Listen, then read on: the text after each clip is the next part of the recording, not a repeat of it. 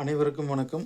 இன்று நாம் பார்க்க இருக்கின்ற தலைப்பு, பிறக்க இருக்கின்ற குழந்தை ஆணா பெண்ணா எவ்வாறு அறிவது?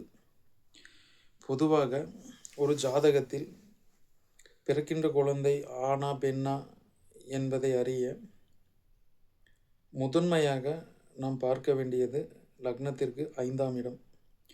5ஆம் இடத்தில் அதிபதி 5ஆம் இடம் ஆண் ராசியாக வருகிறதா, பெண் ராசியாக வருகிறதா?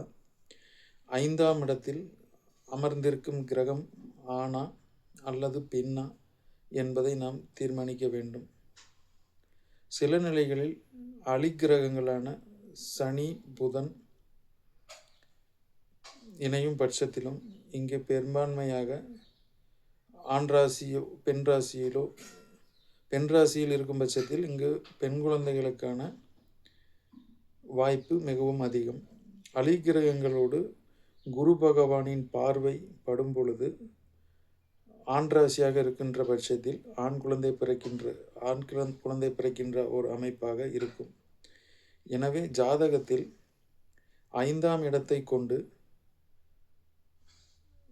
பிறக்கும் குழந்தை ஆணா பெண்ணா என்பதை நாம் அறியலாம். பொதுவாக ஆண் குழந்தைக்கு காரக கிரகமான குரு பகவானின் நிலைமையை நாம் கவனிக்க வேண்டும். அதன் பிறகு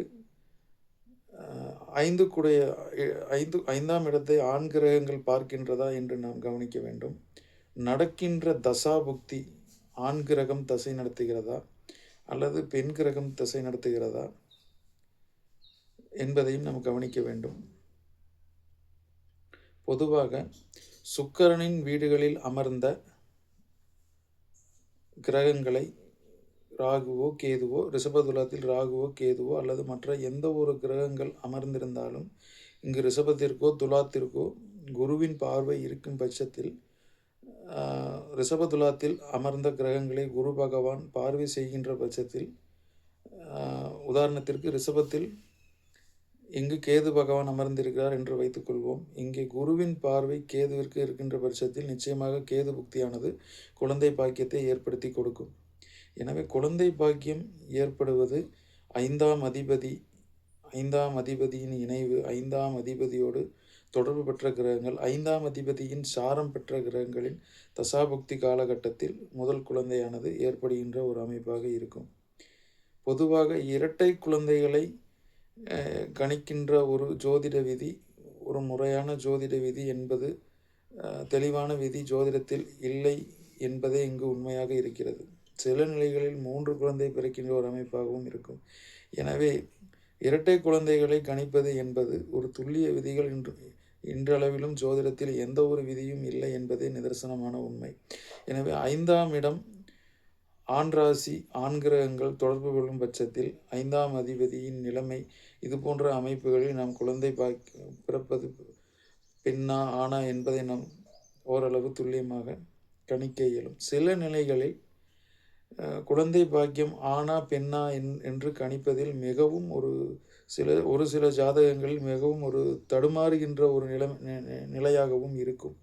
எனவே ஒவ்வொரு ஜாதகமும் ஒவ்வொரு விதியின் கீழ், ஒவ்வொரு இணைவு, ஒவ்வொரு அமைப்புகளில் இருக்கின்ற பட்சத்தில் நாம் ஒவ்வொரு ஜாதகத்திலும் ஒவ்வொரு விதியை வித்தியாசமான ஒரு கோணங்களில் அணுக வேண்டியதாகவே இருக்கும். எனவே இங்கு அனுபவம் வர வர இங்கு ஒரு சில கடினமான ஒரு ஜாதகத்தையும் நாம் தீர்க்கமாக ஆய்வு செய்ய இயலும். எனவே அனுபவத்தின் அடிப்படையில் இங்கு நாம்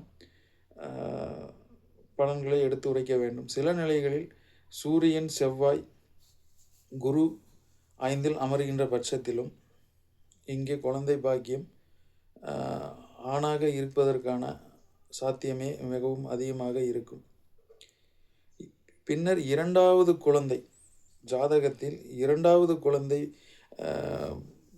ஆணா பெண்ணா என்பதை அறிய ஜாதகத்தில் 7ஆம் அதிபதி ஆகின்ற கிரகம், 7ஆம் அதிபதியோடு இணைந்த கிரகம், 7ஆம் அதிபதியின் சாரம் பெற்ற கிரகம் நிச்சயமாக 2வது குழந்தை பாக்கியத்தை ஏற்படுத்தி கொடுக்கும். பொதுவாக காரகிரகங்களான குருவும் சுக்கிரனும் குழந்தை பாக்கியத்தை ஏற்படுத்தி கொடுக்கின்ற ஒரு அமைப்பில் எங்கு அமர்ந்திருந்தாலும் குருவிற்கும் சுக்கிரனிற்கும் இங்கே குழந்தை பாக்கியம் ஏற்படுத்தி கொடுக்கிறதுக்கான அத்தனை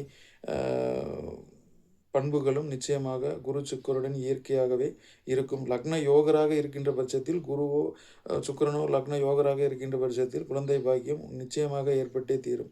எனவே 7ஆம் அதிபதியாக வருகின்ற கிரகம் ஜாதகத்தில் ஒரு பெண் ஜாதகத்தில் 7ஆம் அதிபதியாக வருகின்ற ஒரு கிரகம் குழந்தை பாக்கியத்தை ஏற்படுத்தி கொடுக்கும். 7ஆம் அதிபதியோடு இணைந்த கிரகம் 7ஆம் அதிபதியின் சாரம் பெற்ற கிரகம் குழந்தை பாக்கியத்தை ஏற்படுத்தி கொடுக்கும்.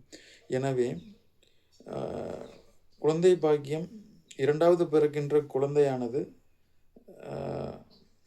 முதற் குழந்தையின் ஜாதகத்தில் நாம் 3ஆம் பாவத்தில் என்ன கிரகம் அமர்ந்துள்ளது என்பதை நாம் பார்க்க வேண்டும். முதல் குழந்தையின் ஜாதகத்தில் 3ஆம் இடத்தில் ஆண் கிரகம் இருக்கிறதா, பெண் கிரகம் இருக்கிறதா, சகோதரக்காரகனின் செவ்வாயின் நிலைமை என்ன, 3இல் ராகு கேது அல்லது 3ஆம் இடத்தில் குரு ராகு இணைகின்ற பட்சத்தில் கருக்கலைப்பும் ஏற்படுகின்ற ஒரு அமைப்பாகவும் இருக்கும். 3இல் ராகு சில நிலைகளில் ஒவ்வொரு லக்னத்திற்கு ஏற்ப 3இல் அமரும் பாவகிரகங்கள் பலன் கொடுப்பார்கள். சில நிலைகளில் 3இல் அமருகின்ற ராகு சகோதர பாவத்தை தடை செய்வார். 3இல் அமர்கின்ற சனி சில நிலைகளில் 12 லக்னத்திற்கும் ஒவ்வொரு பலன்களாக இங்கு இருக்கும். பொதுவாக எந்த ஒரு லக்னத்திற்கும் 3இல் ராகு இருப்பது பாவகிரகம் பெண் குழந்தை கொடுக்கின்ற ஒரு அமைப்பாகவும் நாம் எடுத்துக்கொள்ளவும் இங்கே இயலாது. எனவே முதற் குழந்தையின் ஜாதகத்தில் 3ஆம் இடம் என்பது ஆண் ராசியா பெண் ராசியா, 3ஆம் இடத்தின் அதிபதி